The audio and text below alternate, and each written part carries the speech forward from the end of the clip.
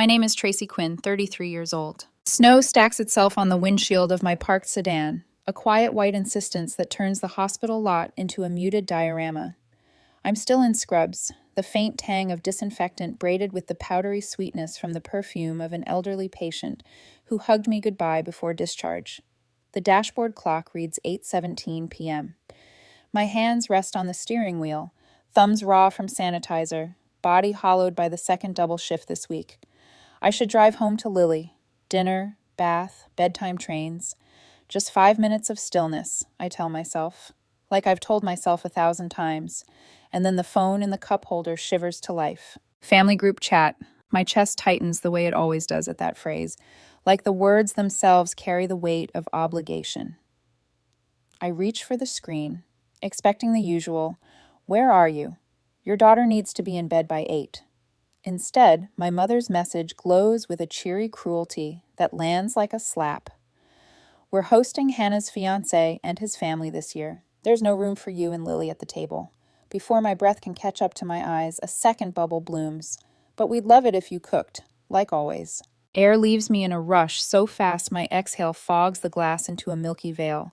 The car becomes a little snow globe with me trapped inside, breath and frost and disbelief. Another ping. My father, succinct as an invoice. "And don't forget my Apple Watch, Series 9 this time." My fingers curl around the wheel so hard the tendons stand like cables.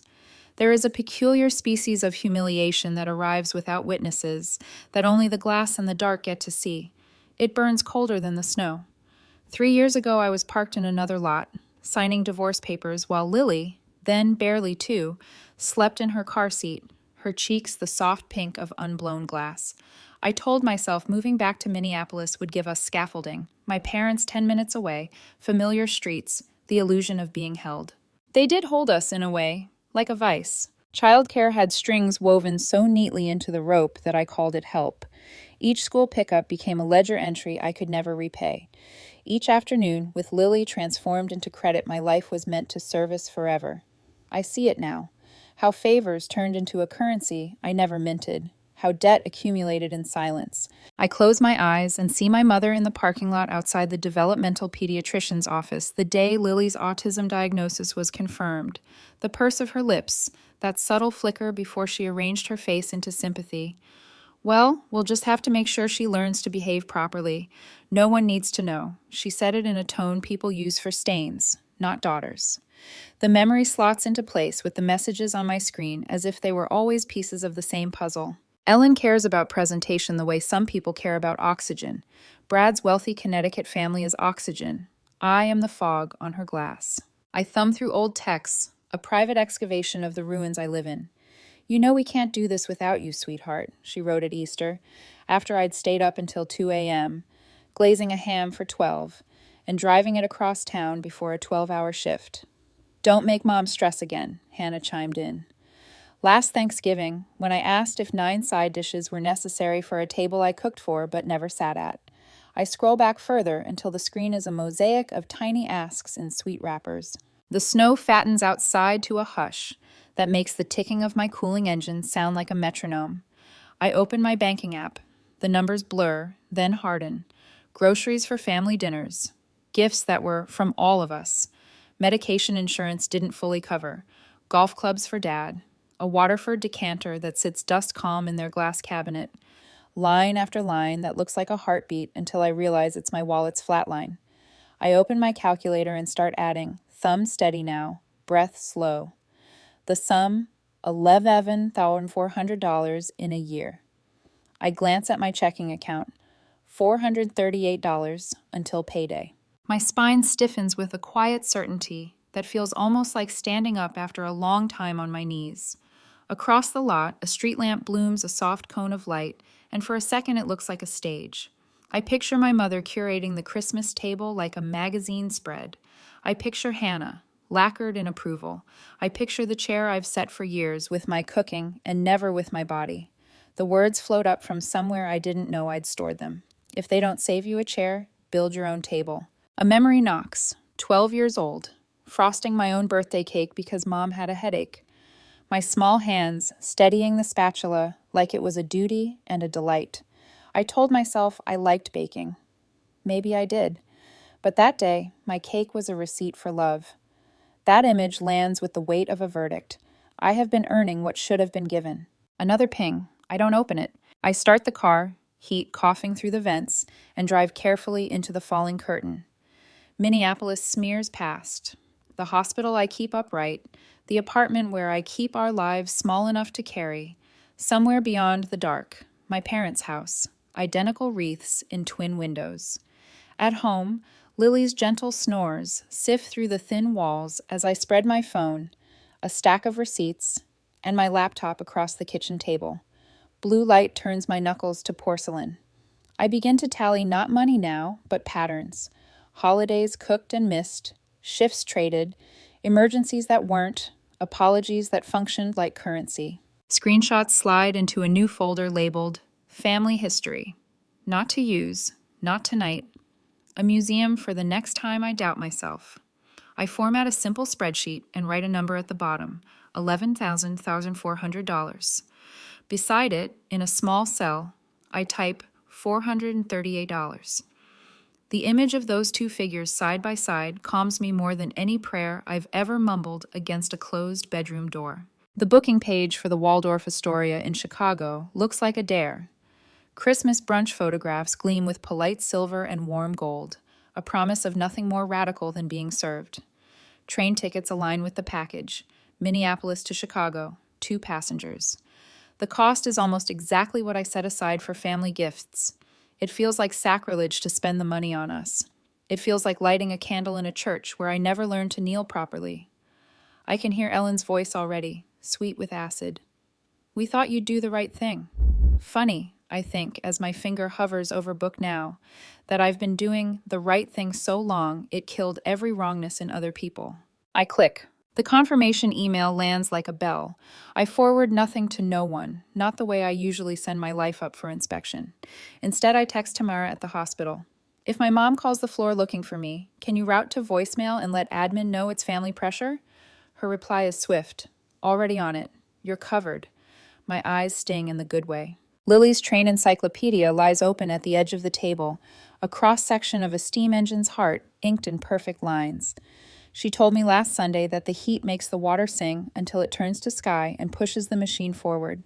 I kissed her hair and told her that was beautiful. Tonight, I let the metaphor sit down where I can see it. Sing, turn to sky, push forward. The phone vibrates again, my mother's name marching across the screen, then my father's, then Hannah's, a little parade of claims. I set the device face down and breathe until the rattling in my ribs settles. In the silence that follows, something new pads into the room and sits at my feet like a wary animal. I don't name it. I don't offer it a treat. I let it be there.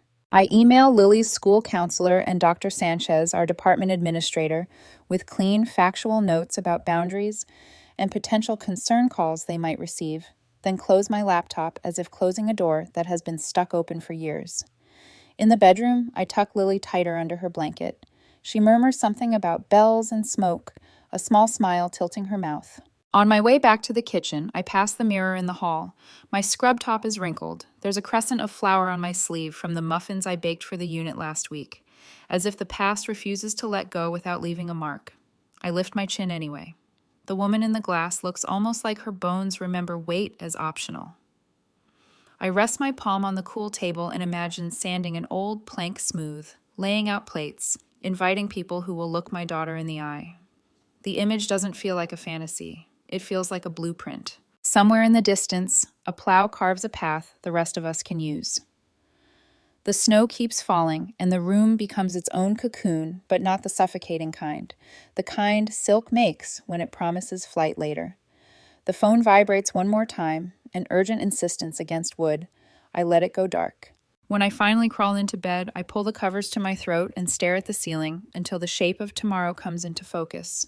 Call the sitter. Confirm the train. Pack Lily's sparkly dress if she wants to wear it to the lobby like a princess engineer. Practice saying a sentence in the bathroom mirror until it holds. No, I won't be cooking Christmas dinner. Lily and I have other plans. I turn out the light.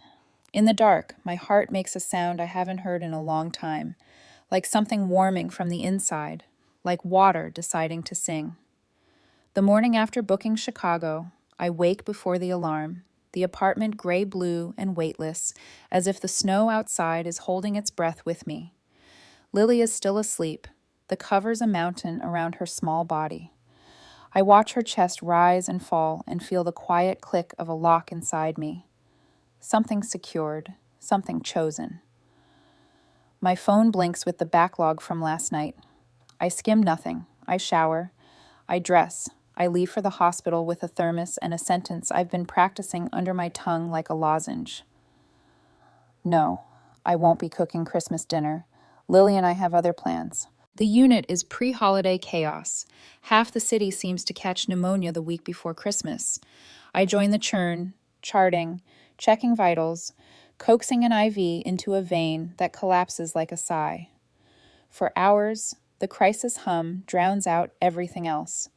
I can almost believe the world has narrowed to patients and saline drips, and the understaffed ballet nurses learn young. At noon, I'm at the station updating a med list when the air changes, like weather. The subtle shift of attention you feel before you know why you're feeling it. Heads tilt toward the main doors. I hear a voice that can carve a room into obedient pieces. How dare you ignore family, after all we've done for you? Ellen's heels strike the vinyl in crisp measures, her handbag clutched like a golden animal to her ribs. She's dressed for a luncheon that requires applause.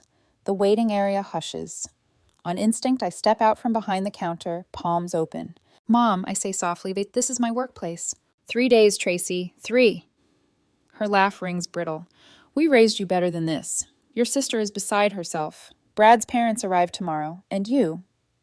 She sweeps her gaze, taking in my badge, my scuffed clogs, the fluorescent halo. You're playing pretend at being busy. Mike, the security guard who's taught me how to jump a dead battery in January, materializes beside us with that stillness that means action isn't necessary yet. Everything okay here, Nurse Quinn? My daughter is having a moment, Ellen says, projection perfect. Some rebellious phase. We'll be done shortly. I need to focus on patient care, I tell Mike, my voice steadying against its own tremor. Could you escort my mother to the cafeteria? I'll come on my break. The edges of Ellen's eyes flare. Escort me? She tastes the word like a foreign fruit. 2 more guards appear without being summoned. The hospital has a choreography for this. It's polite and it's inexorable. Ellen glances from face to face, reading the room, calculating the optics. It's not going her way. She collects herself with a breath I know from childhood, the inhale that resets her smile. We'll continue this when you remember your priorities, she says, letting Mike angle her toward the corridor. Christmas is about family, Tracy, not whatever this is. Her voice trails behind her like a ribbon as the doors sigh shut. The station exhales as one organism. Ashley, my charge nurse, doesn't ask. She simply slides a peppermint into my hand as if it's medication. Break in 15, she murmurs. Breathe. In the cramped supply closet later, I lean my forehead against the cool shelving and count to 30. My phone vibrates. Ron, then Hannah, then Aunt Margaret, like dominoes. When I emerge, I open settings and build a dam. Block, block, block. I create a simple filter in my email. Family, folder. No notifications. The quiet that follows is so sudden it has weight. That night, back home, Lily sprawls on the carpet after dinner, arranging her wooden tracks into concentric rings. Mom, if you put the bridge here, the engine can turn instead of crashing, she instructs, brow furrowed with happy engineering. Then it's safe. Then it's safe, I echo, and slide the bridge where she wants it. She falls asleep fast, the way kids do when their joy has a physical workout. I sit at the table with my laptop and write 3 messages with the calm precision of a nurse timing a drip. To Dr. Sanchez at work, documentation of boundary setting and potential interference. To Mrs. Peterson at Lily's school, a summary in neutral language of extended family dynamics and our trip dates. And to myself, a journal entry dated and time-stamped. I am choosing peace for my daughter. If anyone says otherwise, remember this moment. The school concert arrives 2 nights later, an auditorium washed in paper snowflakes and battery tea lights, a gym floor lacquered to mirror shine. Lily tightens her hand around mine when the crowd noise swells.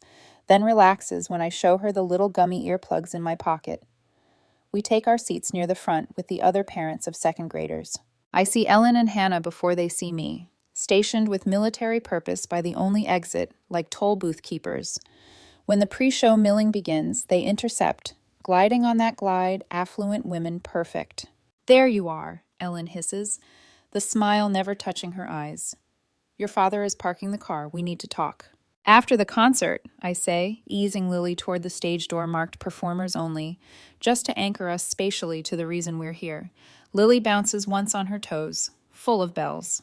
Hannah steps sideways to block the path. "You're being ridiculous. Mom hasn't slept in days. Brad's family expects—" "I'm going to ring the bells on the chorus," Lily announces to no one in particular, proud and bright. Ellen's gaze cuts straight through her granddaughter as if sound itself were offensive. "This tantrum needs to end, Tracy. You will answer calls. You will be at Christmas. If you don't start cooperating—" "If you don't, we won't watch Lily after school," Hannah adds, voice pitched low, reasonable. "Then what will you do?" I feel it then, the click of that lock again, the way a puzzle piece slides perfectly into the space shaped for it. "I hired an after-school sitter," I say evenly. "We won't be at Christmas." The stillness that follows has its own temperature. Ellen's makeup can't cover the jolt. "What will we tell the Bradleys?" she demands, incredulous. "They're expecting your cooking." "I'm sure you'll manage," I say, and guide Lily toward the risers, not turning to absorb whatever face my mother is making. On stage, Lily finds her row and catches my eye across the sea of sweaters. She taps her temple, a tiny unseen signal we have. "You okay?" I mirror it back. She beams. The performance is a collage of off-key glory and earnest hand motions. When the bells appear and Lily rings on cue, her whole body participates. No one shushes her. No one pulls a face. For 4 minutes, the room is a universe where she fits by default. When it ends, I have to grip the program with both hands so I don't cry. Outside, while parents herd glittered children into thick coats, my phone lights up with a call from an unknown number. It's a local area code. The old panic flutters. Someone bypassing my blocks. I answer. "Tracy," my father says, tone tranquilized. "Your mother hasn't slept. Is that what you wanted?" "What I want," I say, surprised at the ease, "is to be treated like family, not staff." Silence pools on the line as if he had to take off his glasses to hear me better. "Everyone's upset," he says finally, not unkindly, simply bewildered as a man who's forgotten how to do anything that isn't appeasement. Hannah says, "I'm starting new traditions with my daughter," I say. The microwave clock on our stove at home will read 7:43 if I were there. I picture it as if the numbers themselves are backing me. "I have to go now, Dad. Good night." I hang up before he can hand the phone to my mother or to the version of himself that belongs to her. The next 24 hours ripple with small, decisive acts. I practice my sentence in the bathroom mirror until it no longer wobbles. No, I won't be cooking Christmas dinner. Lily and I have other plans. I fold our clothes into the suitcase Lily decorated with train stickers. She chooses the sparkly dress and sets it on top like a crown. Mrs. Johnson knocks to say she'll collect our mail, to press a Tupperware of sugar cookies into my hand, to whisper, "I'm proud of you," the way some women whisper prayers. At the hospital, Dr. Patel and Eliza drop off a basket for Lily, wooden track pieces, 2 books, and a tiny paper conductor's hat. "For the journey," the note reads. Late that afternoon, my phone erupts, a weather pattern more than a notification. Instagram pings. Hannah's latest post, our childhood stockings in sepia. Caption, "Some people forget family comes first at Christmas. Traditions matter." Group text, "We need to finalize holiday commitments. Tracy, please respond regarding your cooking schedule." Email, "Christmas shopping list 2024. From Ellen, 12 dishes assigned, no mention of a chair. It all flows into the filter I built. I don't read any of it, and somehow my heart keeps beating." Night gathers. I sit cross-legged on the rug while Lily narrates a train documentary to her stuffed rabbit. When she sleeps, I open my laptop and add to the family history folder screenshots, a clean spreadsheet, a timeline titled "Canceled Plans." Not to use tonight, to remember tomorrow. I breathe in the quiet and hear the radiators tick their old song. For the first time in years, I sleep without waking at 2 a.m. to check if I've failed anyone. In the morning, we stand in the station's winter bright. The platform smells like metal and possibility. The train glints. Lily squeezes my hands so tight our knuckles pale. "Mom," she says, voice reverent, "do you think there will be a bell?" "I think there will be many," I say. As we step toward the open door, my phone buzzes in my pocket, the screen pressing insistently against my thigh. Ellen, or a cousin, or the next wave. I let it buzz. The conductor tips his cap at Lily and hands her a paper bell ornament cut from cardstock. She takes it, fingers careful, smile careful, and for a small, exact second, the world arranges itself in a way that makes sense. We find our seats. The train shudders, then moves, and the city begins to slide past as if it's shedding me gently. Half an hour down the line, I pull my phone out, long enough to type the simplest status I've ever posted. Taking a small Christmas trip with my favorite person. I switch to Do Not Disturb. Only work and true friends can get through. I tuck the phone back in my bag, close my eyes, and feel the track hum through my bones. Somewhere behind us, a machine of manipulation spins itself hot, calling administrators and cousins and the ghost of who I used to be. Ahead, the rails are clean. The train hums like a low, steady animal, and Lily's head tips against my shoulder as Minnesota dissolves into patterned snowfields. I keep my phone on Do Not Disturb, only work, and the handful of people who have earned that status can get through. Every so often, I check the reflection in the window. Me and my daughter, suspended over winter, two silhouettes riding a line we chose. A conductor stops and hands Lily a paper bell ornament cut from white cardstock. She turns it in her fingers as if it were made of glass. "Mom," she whispers, protective, "I'm going to put this on our tree next year." "Next year," I echo. "Our tree." I don't add that this trip might be the hinge on which every year after swings. I don't say that for once I want memories that don't smell like stress. Lily opens her sketchbook and draws the train engine with a tiny bell where a headlight would be, then writes, "Real Christmas," in neat, square letters. For a long stretch, she draws snowflakes, each one different, spokes and stars, and intricate lattices I couldn't reproduce if I tried. "No two the same," she murmurs. "But all of them are snow." I nod. All of them are snow. At a small town stop, I step into the vestibule to call two people. First, Dr. Sanchez. "Just circling back," I say. "Family might contact admin. It's not a clinical issue, it's a control issue. I'm using approved PTO." "Noted," she says, voice warm. "Enjoy your trip, Tracy. Your work is excellent." Second, Mrs. Peterson at Lily's school. "We're taking a Christmas trip," I say. "If you get any calls implying instability, please log them and let me know. We're fine." "I'm glad you told me," she replies. "Lily is thriving. Send a postcard if you want." I return to our seats. Lily has fallen asleep, the paper bell tucked safe under her chin. I watch the rhythm of her breathing and let my own breath match hers until my body remembers it doesn't exist to be braced. Chicago rises out of late afternoon light like a promise wrapped in glass. In the taxi, Lily presses her forehead to the window and fog circles she erases with mittened hands. "Are these buildings taller than the train?" she asks. "Everything is taller than the train," I say, and then, because I promised myself I would practice telling truth, "No, not us." The Waldorf Astoria lobby is a soft astonishment. Gold lights ladder up a tree that seems to inhale and exhale its own shimmer. Marble gleams without jarring glare. A pianist sends careful notes into the air that sound like people being kind on purpose.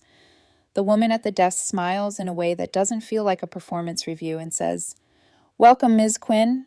We have you for 2 nights, Christmas Eve and Christmas Day. Will you be joining us for the holiday brunch tomorrow?" "Yes," I say, and the word feels like warm water poured over cold hands. A bellhop wheels our suitcase and speaks directly to Lily. "Would you like to push the elevator button?" She nods hard. When her hands flap, pure joy, no break, no one flinches. No one looks at me to manage my child's edges into roundness. The air in my ribs changes. I hadn't noticed how small it had become at home until it fills now. In the room, Lily runs to the window and presses her paper bell against the glass so it can see the city. The king bed looks like a continent. I unzip the suitcase and set her sparkly dress on the chair. It picks up the light and throws it gently into the room. My phone buzzes with a text that bypasses Do Not Disturb. "Dr. Patel, Your mother called the hospital. I told admin you're on approved leave, competent and valued. Enjoy your trip. A second buzz. Eliza. We made you ginger chai mix. It's on your porch for when you return. Drink and breathe. I text back a photograph of Lily's paper bell against the skyline. Thank you. For the chai. For the sanity. For choosing kindness as a default. After room service grilled cheese, cut into triangles as instructed by the child of the house, we go exploring. The lobby tree is taller up close. Lily circles it slowly, cataloging. Red spheres, gold spheres, long, twisty ones, she narrates. A passing bellhop tips his cap. Excellent inventory, he says, solemn. Lily glows. In a boutique on the mezzanine, a salesperson shows me a deep green sweater that looks like how I want to feel. Simple, certain, no apology in the stitching. That color, she says casually, was made for your skin tone. I try it on, and I don't recognize myself for a heartbeat in a way that isn't loss. Lily claps. You look like the queens in my book, she says, then, but nicer. We're back in the room by 8. Lily takes the first bath that isn't an exercise in speed this month. I sit at the small desk and write in my journal, the one with a plain cover so no one knows what it contains. We are not the problem. We never were. The sentence looks different in black ink in a quiet room overlooking a city that doesn't care if I exist, except to offer me a bed and a key and breakfast in the morning. My phone rings and sends a ripple through the piece like a stone into a lake. The contact is blocked. The number is new. The area code is local to Minneapolis. Something inside my sternum tightens. I let it go to voicemail. Seconds later, the transcript appears on my screen. Ashley. She uses my sister's name before correcting herself. Tracy. I'm at the hospital. My heart. The doctors aren't sure. Please come home. Lily needs her grandmother. I need my daughter. For one brief, humiliating instant, my knees want to move on their own, to grab the suitcase, to dial. The body learns reflexes. It calls love. I step into the bathroom and turn the shower on hot to fog the mirror and call Sandra in hospital admin. Anything for Ellen Miller? I ask, using that voice nurses use when they want an answer more than they want to be liked. A pause as keys clatter. No admissions under that name here. Checking other facilities. Nothing at Abbott. Nothing at Methodist. Do you want me to? No, I say. That's enough. Thank you. The line clicks. The steam dissipates. The part of me that still hopes for a surprise goodness slumps. Not because I didn't expect the lie, but because the lie is so precise. Back in the room, Lily is in bed, hair spread on the pillow like a dark fan. She reaches for my hand without opening her eyes. Is the bell safe? She mumbles. Very, I say, and tuck the paper ornament beneath the lamp as if light could stand guard. I set my phone face down. It buzzes anyway. Cousin, aunt, unknown numbers, with familiar messages I don't need to read to hear. Family first. Traditions matter. Come home. A DM flashes on my private account from a nurse on another floor. Your mom is calling around. We told admin you're solid. Her last line, proud of you. I'm still half dressed when the knock comes. Soft, official. Not the bright rap of room service or the cheerful tap of a lost bellhop. A controlled rhythm. 3 beats, pause. 2 beats, as if the knocker learned a protocol. My heart ricochets, wellness check. Of course. I look at Lily. I look at the door. The knock comes again, same cadence. My feet move me to the threshold before my brain finishes listing potential outcomes. Through the peephole, I see only the distortion of a hallway and the top edge of a clipboard. I don't open it. Just a moment, I say, and pitch my voice carefully. I pick up my phone and text the front desk. Did you send staff to our room? The phone rings instantly. Ms. Quinn, the receptionist says, hushed as a secret. A caller expressed concern. We requested hotel security conduct a brief wellness check per policy. They're outside. There's no problem noted. We can ask them to return later if you prefer. I have a sleeping child, I reply. We're fine. Understood, she says. I'll inform them. Would you like us to direct any further calls about your party to management? Yes, I say, please. Footsteps shift outside. A gentle male voice filters through the door. Apologies for the disturbance, ma'am. We're all set. Have a good night. Their steps recede. The elevator hums. The building breathes. I exhale so slowly it feels like unthreading a seam. I press my forehead to the wood and let it cool me. The thought arrives clean. They will escalate until there is nowhere left to escalate. Then there will be quiet, or something like quiet. I switch my phone to allow only 4 numbers through. My supervisor, Dr. Sanchez, Dr. Patel, and Mrs. Johnson. The rest go to a silent folder with a name I don't say out loud. I sit by the window while Chicago throws light up at the sky, and the sky throws it back like a conversation I'm not required to join. Lily shifts in the bed and sighs herself deeper into sleep. I pull on the green sweater and wrap my arms across my ribs, a hug I don't have to earn. The clock reads 10:41 when the screen lights again with a message that slips past every filter because it's from the past. Hannah. Mom's losing it. She accidentally sent a message to the wrong group chat. We can't tell the Bradleys she refused. Just say she's working Christmas. People saw it. My finger hovers over reply. I set the phone down instead. The hotel heater clicks and clicks in time with the steady, patient reason I've been trying to live by. Not every knock requires an opening. I turn off the lamp. The room settles. The skyline squares itself into dark shapes and soft windows. For a long time, I listen for another knock. None comes. Only the city breathing. Only my daughter sleeping. Only the paper bell keeping watch where we can see it in the morning. Christmas morning arrives like a quiet decision. The hotel dining room glows with gold, crystal catching light, silver warmed by candle flame, chatter that rises and falls in a civilized tide. Lily sits very straight in the sparkly dress we picked together, legs swinging under the chair, working carefully at a slice of toast as if precision could make the day safer.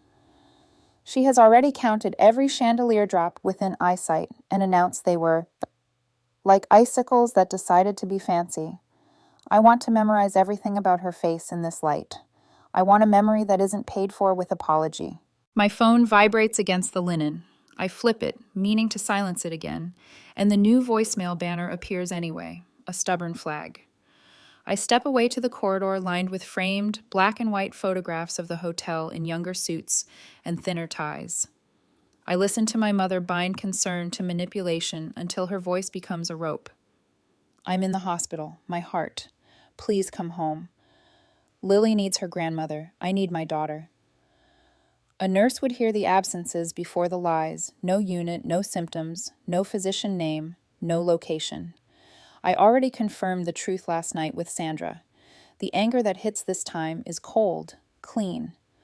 I screenshot the transcript, forward it to my therapist with 3 words, "We anticipated this," and return to our table. "More jam, Mom?" Lily asks, her mouth pink with strawberry. She leans forward conspiratorially.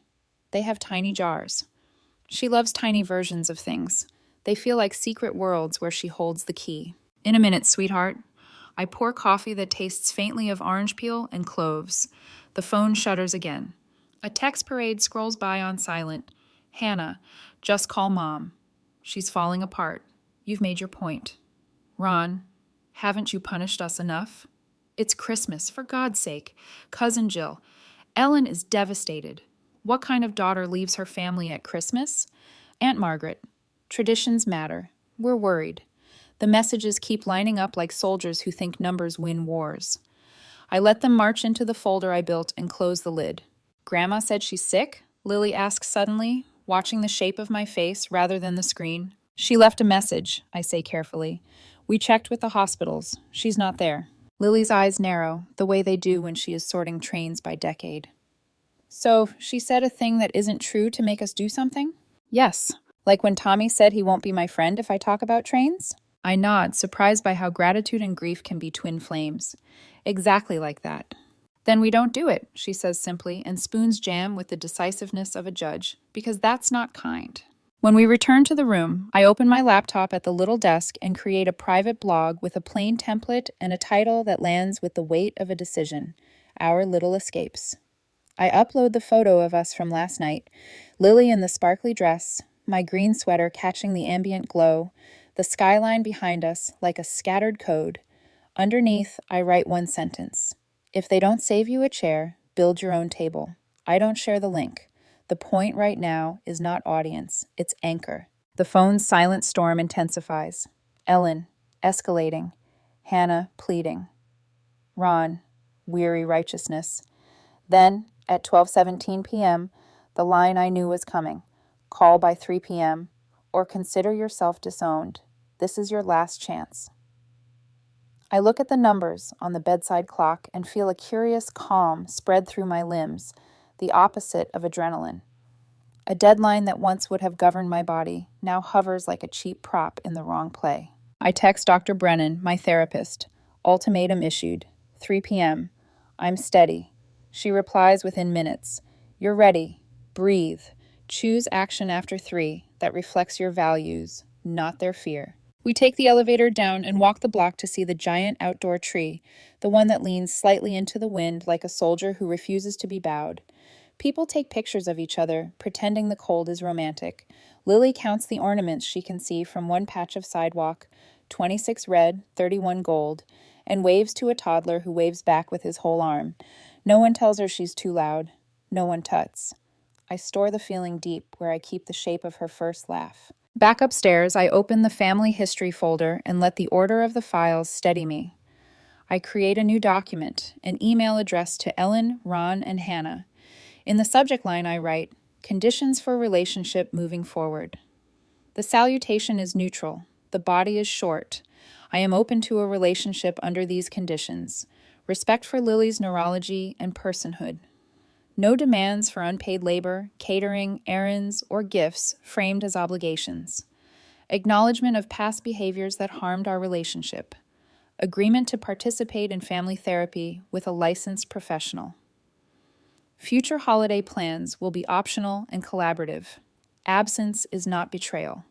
I attach selected screenshots that illustrate patterns without drowning anyone in shrapnel. I attach the spreadsheet, 12 months, one number at the bottom, $11,400. Clean, unemotional, impossible to charm away. I end with a line that doesn't require reaction to be true. I am not angry. I am awake. I set the email in drafts and check the clock. 2:59 p.m. Lily is coloring beside me, speaking softly to her paper bell on the nightstand like it needs reassurance. I watch the minute hand climb its small hill. At 3:01, I click send. No drum roll, no lightning crack, just a small whoosh and a silence I can finally hear. At 3:06 p.m., a text from an unknown number with a Connecticut area code lights my screen. This is Brad. Could we talk briefly? I debate ignoring it, then decide information isn't the same as entanglement. I step into the alcove by the window and answer. Tracy, he begins, voice careful. My father is a child psychologist. After a message Mom sent to the wrong chat, he offered to sit with all of us this afternoon. He's observing patterns. He used words I didn't have, like enmeshment and parentification. I'm seeing things I didn't see. I thought you should know. Some part of me bristles at a stranger diagnosing the family I keep bleeding for. Another part exhales. Thank you, I say, for telling me. I'm reconsidering some things, he adds, and I don't ask whether he means Hannah or holidays or the shape of his own backbone.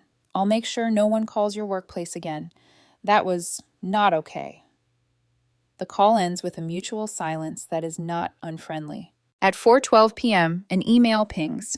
From Ellen Miller. Subject, conditions. The body is 3 lines of theatrical restraint. We are sorry you feel this way. We will consider therapy. Please return our calls. No acknowledgement of the attachments. No specifics. I move the message to the folder without replying. At 4:40, Ron forwards me 3 links to counselors with a terse, trying to help. It is absurd and insufficient, and more than he's done in years. I mark it unread, not because I won't read it, but because I want to choose when. By early evening, the phone slows. Exhaustion answers when outrage can't. Lily lines up her new colored pencils on the windowsill from shortest to longest and names them after trains. This one is the Mallard, she says, tapping a teal pencil. Fastest steam engine ever. She hands me a dull red. You get the night owl. It goes slow, but it never stops. I laugh and almost cry again, because I want to be that. I open my email to send one more message. This one to myself, CCing no one. Today we didn't rush to someone else's fire. Today we let their smoke blow away. I attach the photo of Lily counting chandeliers. I title it Evidence of Joy. A knock comes at the door then, the gentle tap of room service. A staff member wheels in a tray with a small chocolate cake the size of my hand, piped with the words, "Merry Christmas, Tracy and Lily," in white script that curls like kindness. "Compliments of the kitchen," she says, and leaves before I can ask who asked them to do this. We light the single candle, and Lily insists on singing the birthday song because it's the only cake song she knows. I let the flame burn a second longer than usual and then blow it out with a wish I'm not superstitious enough to name out loud. Let our home never again require my daughter to become small to fit. When Lily sleeps, I sit at the desk and watch the city pretend it isn't cold. My phone dings with an email notification that lands differently from the others. The subject line is a sentence rather than a demand. From Hannah. Subject: I'm starting therapy next week. My hand curls around the phone without opening the message. I walk to the dresser and pull open the top drawer where I placed the conductor's paper bell for safekeeping earlier, because Lily wanted it near, but not under her pillow. I slide the unopened envelope I took from the front desk, forwarded mail, courtesy of Mrs. Johnson, beside it. The name on the outside is written in Hannah's hurried script, Minneapolis postmark. The two objects sit there together, a child's paper faith in the sound of permission, and a sister's first attempt at repair. I'll read it when I'm ready, I say into the room, and let the drawer close on a future I want to approach like a platform, not a trap. Near midnight, the phone lights one more time. A final volley from Ellen, perhaps, or a cautious olive branch from Ron. I flip it face down. Tomorrow we take Lily to the big tree again, and then to the museum where a miniature city hums on rails and people lean close, delighted, to watch worlds circle without crashing. Tomorrow, I might open Hannah's email, or I might not. For now, I stand in the window in the green sweater that fits like honesty and say the line out loud, so the night can carry it back to me in case I forget. I am not angry. I am awake. Behind me, on the nightstand, the paper bell waits for morning. 4 months later, spring tilts its face toward Minneapolis, and the last mounds of dirty snow shrink into memory. The window in our small kitchen is open for the first time since December. Birds try out notes that sound half forgotten. I pour coffee into a mug Lily painted at her after-school art club, uneven blues, a lopsided train puffing white clouds, and breathe in a peace that still feels fragile, like glass newly cooled but not yet hardened. "Mom," Lily calls from her room, "the seals at the zoo have babies now. Can we go see them, please?" "Absolutely," I say. "And the pandas in San Diego after that, remember?" She appears in the doorway, hair in a crooked braid, serious about scheduling. "That's in May," I checked. Her matter-of-factness makes me smile. After Chicago, I promised her we would make travel a tradition. No more holiday performances, just new places, new stories that belong to us. I keep that promise like oxygen. My laptop hums to life. On the browser bar sits a small tab labeled Our Little Escapes. It began as a private venting space, but has grown into a modest community. 3,000 subscribers now, strangers sharing stories of boundaries and rebirth. I open the latest post. Starting over doesn't mean starting alone. Comments flow beneath, lines of empathy and recognition. Your words helped me say no for the first time. Booked my first solo trip for Easter. I read this when I almost called my mother back, and then I didn't. Each one is a small lighthouse. I type a reply. We're all learning to breathe differently, then close the page before the responsibility feels too large. The phone buzzes. Hannah. These days, her name no longer brings the reflexive clutch of panic.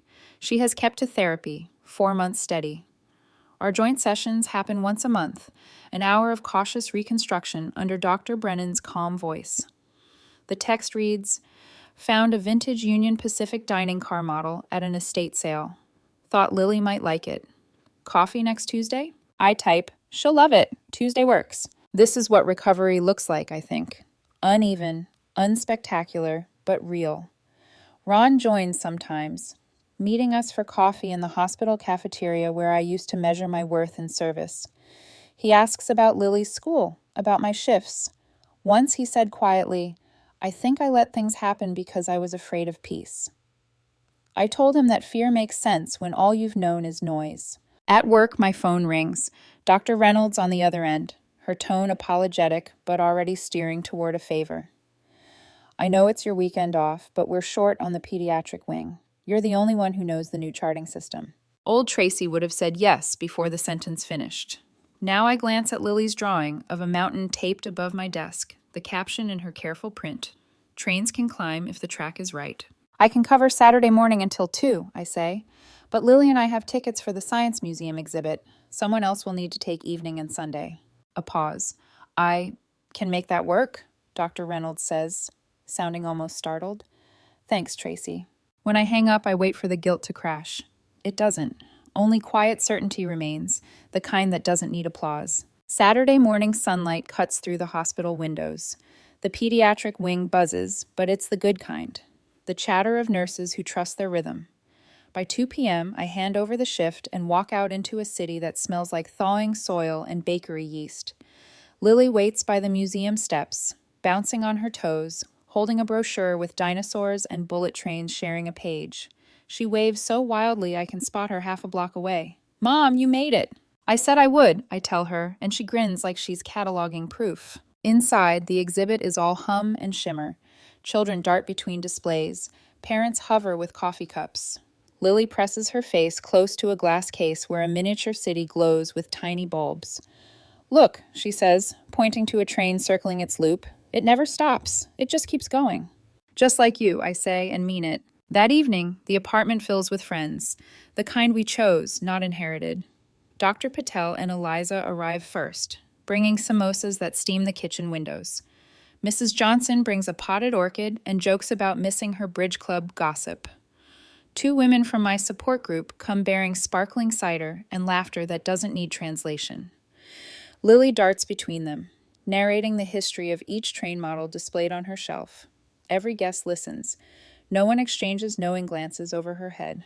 When she pauses for breath, applause breaks out spontaneous, joyful, complete. We gather around the wooden table I refinish myself, the one that used to wobble when it belonged to someone else's attic. Now it gleams with a coat of pale varnish and the steady weight of use. I run my hand across its surface and think of the line I wrote months ago. If they don't save you a chair, build your own table. This is it. Real wood, real laughter, real belonging. Dr. Patel raises his glass. To Tracy, he says, who showed us what courage looks like in the small daily choices. Lily lifts her own glass of apple juice. To Mom, she declares, solemn and proud, and to trains that don't crash. Laughter ripples through the room, gentle and unforced. I feel the warmth climb up my throat, the good kind of ache. For a heartbeat, I catch my reflection in the window, the green sweater, the light, the crowd of faces that look at me without demand, and I don't flinch. After everyone leaves, Lily and I clean the table together. She hums, a low tune without words. Mom, she says suddenly, do you think Grandma will ever be kind? The question lands soft but heavy. I rinse a plate, let the water run over it like time. I hope so, I answer, but whether she is or not, we can still be. She thinks about that, then nods once. Okay. Later, when she's asleep, I sit by the open window. Night carries the smell of rain-soaked earth and something close to forgiveness. I open my journal and write the date, marking 1 year since I first understood that peace wasn't something other people gave. It was something I stopped giving away. The clock ticks, steady. My inbox pings quietly. A new message, forwarded by Mrs. Johnson, subject line. Ellen would like to begin again. I stare at it for a long time. The words are polite, defanged, the kind of civility that pretends at amnesia. I don't open it. Not tonight. Maybe not ever. Instead, I close my laptop and look around the apartment. The repaired chair, the orchid by the sink, the paper bell framed on the wall above Lily's train set. In the reflection of the glass, I see our lives arranged like tracks converging. Not straight, not perfect, but connected. I whisper to the quiet, the same sentence I told the night sky in Chicago, the one that saved me. I am not angry. I am awake. And for the first time, the silence answers back not with fear, but with peace. The letter from Ellen sits unopened on the counter for 2 days. It doesn't hum with threat like her old messages. It just exists. White envelope, slanted cursive, the scent of my childhood home clinging faintly to the paper as if memory were a perfume she couldn't stop wearing. I move it from the counter to the bookshelf, then to my desk, and finally to the small bowl near the door where we keep spare keys and ticket stubs. I tell myself I'll read it when the air feels less fragile. By Wednesday, the envelope is still there, but my life is full of smaller, better things. The orchid by the window unfurls a new bloom. Lily earns a certificate for creative problem solving at school. She built a bridge out of popsicle sticks strong enough to hold her teacher's stapler. Mrs. Johnson insists we celebrate with hot cocoa, and Dr. Patel texts a photo of his son wearing the conductor's hat Lily gave him in exchange for a model caboose. The world is rebuilding itself in little pieces. On Thursday, after my shift, I find Hannah sitting on the bench outside our apartment building, clutching a paper bag from the bakery on the 3rd.